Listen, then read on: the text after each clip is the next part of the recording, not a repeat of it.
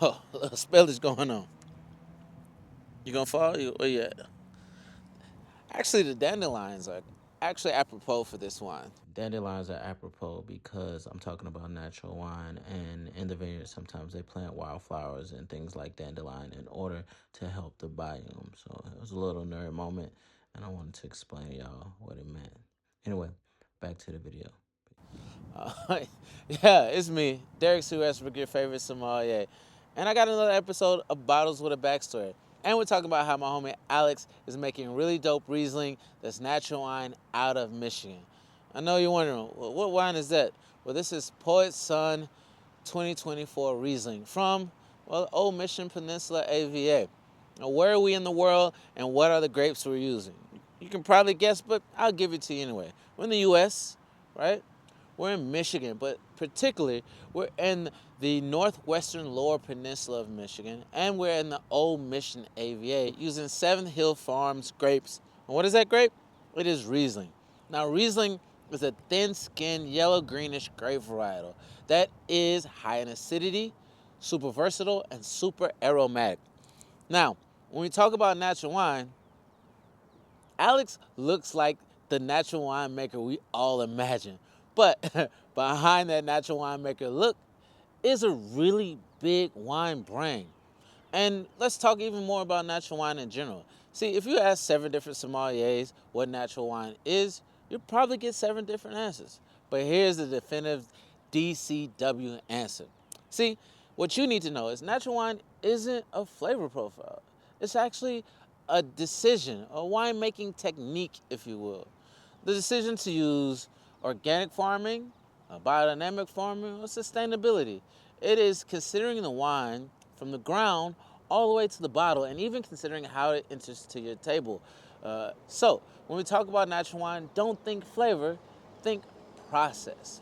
Now, what is the process that Alex is using? Well, first let's talk about organic and biodynamicity. So, organic production is the decision to use no synthetic herbicides or pesticides in the vineyard and to use natural native yeast fermentation.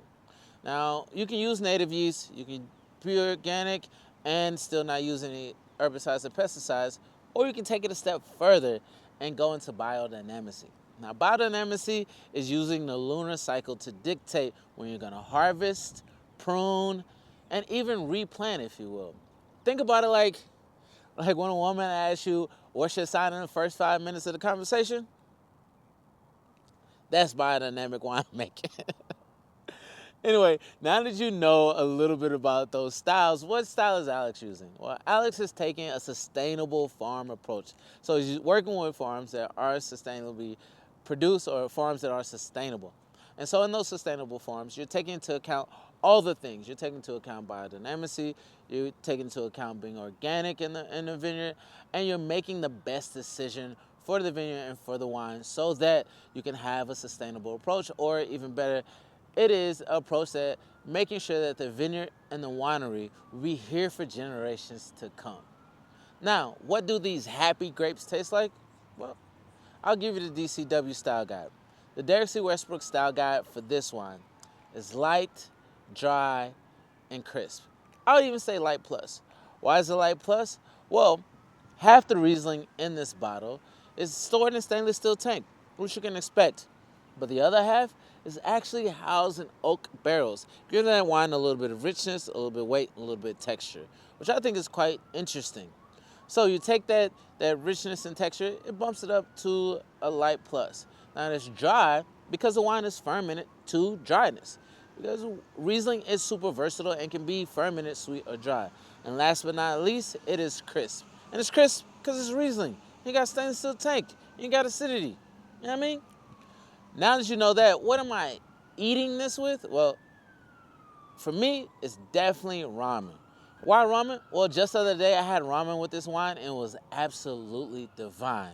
The acidity of this Riesling cuts through the fat of the ramen, right? Adding some balance and beauty to the wine as well. And when we talk about this music thing, I got you, I got you, I got you. See, natural wine, right, is a category that some people love, some people hate. It's a category that when we hear it, we're not quite sure what to expect. what to expect from a flavor profile, and even sometimes what to expect from a winemaking technique. But there is some love and interest there, and thus this wine sounds like Tems. I'm not sure. Yeah, if you like that song, or you like this wine, or you're curious about this wine, you know what to do. Hit a like, comment, whatever you want to.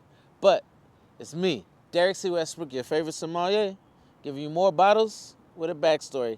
Peace. I'm definitely sure to have another glass, though. Goddamn right.